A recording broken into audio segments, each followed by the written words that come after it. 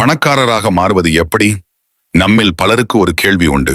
ஏன் சிலர் மட்டும் வாழ்நாள் முழுவதும் கடினமாக உழைத்தாலும் ஏழையாகவே இருக்கிறார்கள்? சிலர் மட்டும் எப்படி மிக எளிதாக செல்வந்தர்களாக மாறுகிறார்கள்? இதற்கான விடையைத்தான் ராபர்ட் கியோசக்கியின் ரிச் டேட் புவர் டேட் புத்தகம் நமக்கு கற்றுக் கொடுக்கிறது. 1, 2 தந்தைகள், 2 fathers. ஆத்தருக்கு 2 தந்தைகள் இருந்ததாக கூறுகிறார். 1 ஏழை தந்தை, புவர் டேட். இவர் மிகவும் படித்தவர், முனைவர், PhD பட்டம் பெற்றவர்.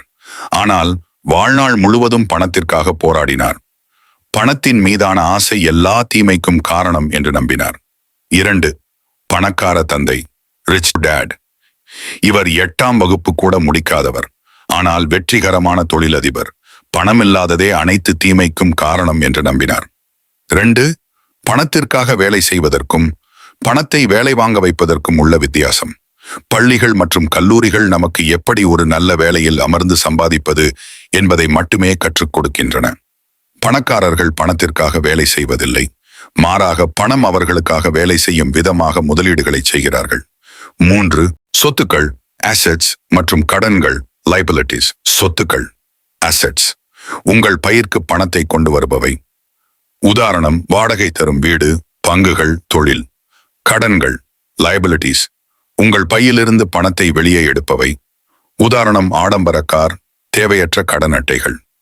பணக்காரர்கள் சொத்துக்களை சேர்ப்பதில் கவனம் செலுத்துகிறார்கள். ஏழைகள் கடன்களை சொத்துக்கள் என்று தவறாக நினைத்து வாங்குகிறார்கள். 4 நிதியியல் கல்வியின் முக்கியத்துவம், ஃபைனான்சியல் லிட்ரசி. நாம் எவ்வளவு பணம் சம்பாதிக்கிறோம் என்பதை விட எவ்வளவு பணத்தை நம்மிடம் தக்க வைத்துக் கொள்கிறோம் என்பதே முக்கியம். பெற்றோர்கள் தங்கள் குழந்தைகளுக்கு சிறு வயதிலிருந்தே பணத்தை பற்றியும் தொழிலை பற்றியும் கற்றுக் கொடுக்க வேண்டும். 5 செயல்பாடு மற்றும் தொடர் கற்றல், ஆக்ஷன் அண்ட் கண்டினியூஸ் லேர்னிங்.